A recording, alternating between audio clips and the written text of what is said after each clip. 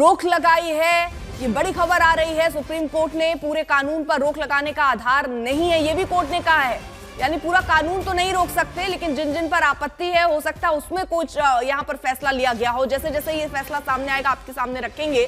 फिलहाल पूरे कानून पर रोक लगाने का आधार नहीं है, ये बात सुप्रीम कोर्ट की तरफ से कहा जा रहा है। नलिनी, जरा विस्तार से बताइए क्या कहा जा रहा है। जी देखिए, आज पता अगर याद होगा तो पूरी सुनवाई के दौरान भी पिटिशनर्स ने यही बोला था। कुछ कानून के कुछ ऐसे प्रोविजंस थे, कुछ ऐसे प्रावधान थे जिनके अगेंस्ट पिटिशनर्स ने ये अर्जी लगाई थी और बोला था कि इन प्रोविजंस को स्टे कर देना चाहिए।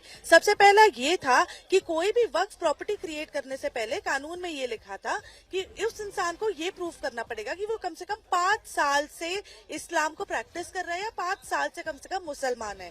तो कपिल सिब्बल ने पिटिशनर्स की तरफ से सुप्रीम कोर्ट में ये बोला था कि बहुत मुश्किल हो जाएगा ऐसा प्रूव करना कि कोई 5 साल से इस्लाम की प्रैक्टिस कर रहा है, और इस प्रावधान पे स्टे लगा देना चाहिए, जो सुप्रीम कोर्ट ने आज कर दिया है। क्योंकि सुप्रीम कोर्ट ने बोला है कि हालांकि हम पूरे कानून पे स्टे नहीं लगाएंगे, पर कुछ प्रावधान ऐसे हैं जिसमें सुप्रीम कोर्ट का इंटरवेंशन जरूरी है। सबसे पहले उन्होंने इस बात पे स्टे लगा दिया है कि कोई भी किसी को भी अपने 5 साल इस्लाम प्रैक्टिस करने का प्रूफ नहीं देना पड़ेगा कोई भी वक्फ प्रॉपर्टी क्रिएट करने से पहले।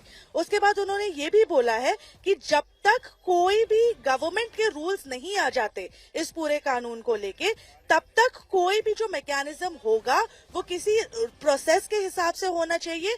वो कोई भी सरकार अपनी मर्जी से प्रॉपर्टी ले या हड़प नहीं सकती। ये भी सुप्रीम कोर्ट ने बोला है कि जो कुछ प्रावधान थे जैसे कि सेक्शन 3, सेक्शन 74, जिनके सबको